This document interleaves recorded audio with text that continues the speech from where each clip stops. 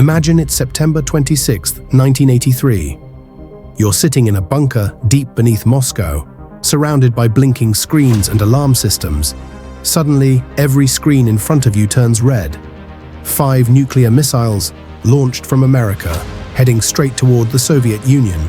You have less than 5 minutes to decide. Do you trust the system? Do you call your superiors and trigger World War III?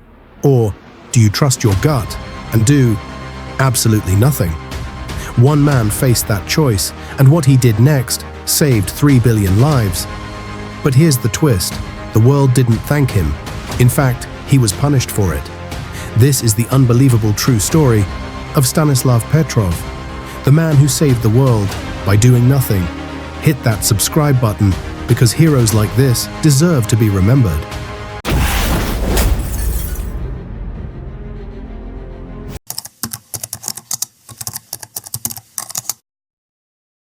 The Cold War wasn't just cold, it was frozen in fear. The United States and the Soviet Union, 2 superpowers, locked in a deadly stalemate.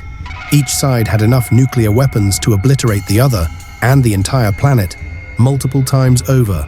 This wasn't a game, this was real. Tensions were at an all-time high. Just weeks earlier, the Soviets had shot down a Korean passenger plane that accidentally wandered into their airspace, killing 269 innocent people. President Reagan called the USSR an evil empire. Trust? There was none. Both sides had adopted something terrifying called mutually assured destruction. The philosophy was simple and horrifying. If one side launches, the other launches back immediately. No questions asked, no second chances. Just total annihilation. And to make sure no one could cheat the system, both countries built early warning systems. Satellites in space, designed to detect missile launches within seconds. Computers programmed to sound the alarm the moment danger appeared. These systems were supposed to be foolproof. But on September 26, 1983, they weren't. And that's where our story really begins.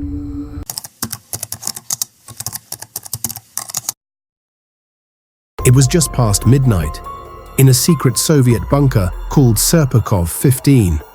Lieutenant Colonel Stanislav Petrov, a 44-year-old officer, was on duty. He wasn't supposed to be there that night. He was covering for a colleague, a twist of fate. That would change everything. Petrov sat in front of a wall of monitors, watching the night sky through the eyes of Soviet satellites. Then, without warning, the alarm erupted. Red lights flooded the room. The word launch flashed across the screen in bold letters. 1 American missile heading toward the Soviet Union. Petrov's heart raced. His hands trembled. Every eye in the bunker turned to him. Then, the system screamed again. 2 missiles, 3, 4, 5. 5 intercontinental ballistic missiles, confirmed launches from the United States. The protocol was crystal clear. He had minutes, maybe seconds, to report this to his superiors. Once he did, the Soviet military would launch a counterstrike. Thousands of missiles, millions dead. The end of civilization as we know it. But something didn't feel right. Petrov looked at the screens. Only 5 missiles. If America was really attacking, why would they send just 5? They had thousands. A real first strike would be massive. Overwhelming. Not a handful of missiles. He looked at his colleagues. Some were panicking, some were frozen. All of them were waiting for him to make the call. The alarm kept screaming, the clock kept ticking, and Stanislav Petrov took a breath and made a choice. He picked up the phone and reported it as a system malfunction, not an attack, a false alarm. He was trusting his instinct over the machine, his gut, over the protocol, his humanity, over the horror of war. For the next several agonizing minutes, Petrov and his team watched the screens, waiting, praying, hoping he was right. And then, nothing happened. No explosions, no mushroom clouds, no missiles hitting Soviet soil. The satellites had lied. The system had failed. Stanislav Petrov had been right. But his nightmare was just beginning.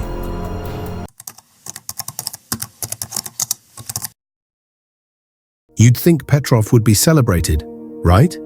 Honored, promoted, hailed as a hero who saved the world. But that's not what happened. Instead, the Soviet military was furious. Not because he was wrong, but because he was right. The false alarm exposed a catastrophic flaw in their foolproof early warning system. The satellites had mistaken sunlight reflecting off clouds for the heat signature of missile launches. A glitch, a mistake, a near apocalypse caused by a computer error. The Soviet government couldn't admit that. Admitting their system failed would mean admitting weakness to the Americans, to the world, to their own people. So they buried the story.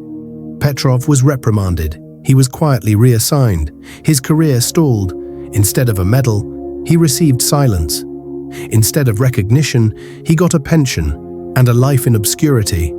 For years, no one outside that bunker knew what he'd done. The man who saved 3 billion lives lived in a tiny apartment, struggling to make ends meet, haunted by the weight of that night.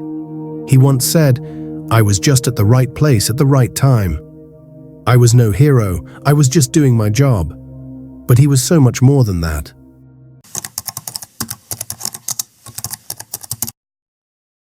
It wasn't until 1998, 15 years later, that the world learned the truth. A Russian journalist uncovered the story. Slowly, carefully, the details emerged. Stanislav Petrov, the quiet officer who trusted his gut over a computer, had single-handedly prevented nuclear war. When the story broke, people were stunned. How close had we come? How many of us owed our very existence to one man's decision, in one moment, in one bunker? Awards started pouring in. The United Nations honored him. The Association of World Citizens gave him a trophy and called him the man who saved the world. But by then, Petrov was older, worn, tired. He accepted the recognition with humility and a little sadness. He never sought fame, he just wanted the truth to be known. In 2017, at the age of 77, Stanislav Petrov passed away. His death went largely unnoticed, until months later, when the world realized it had lost one of its greatest unsung heroes. And here's the haunting part. We don't know how many other Stanislav Petrovs are out there. How many other moments? How many other close calls? How many times has the world almost ended? We just don't know.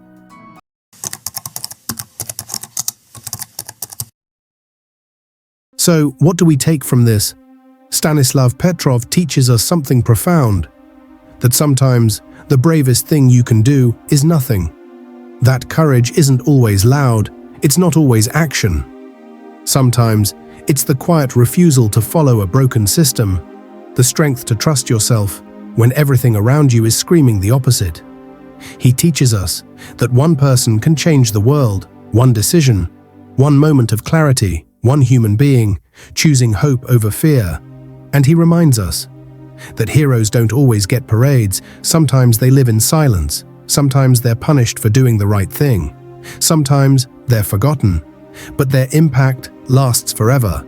So the next time you feel small, powerless, like your choices don't matter, remember Stanislav Petrov. Remember the man who saved the world by trusting his heart over a machine. Because in the end, humanity's greatest weapon isn't a missile, it's compassion, courage, and the willingness to say no when the world is screaming yes. Rest in peace, Stanislav Petrov, and thank you for giving us tomorrow. If this story moved you, hit that like button and share it with someone who needs to hear it today. Drop a comment below and let me know what you think about this incredible story. I'll see you in the next video. Until then, stay curious and never stop believing in miracles.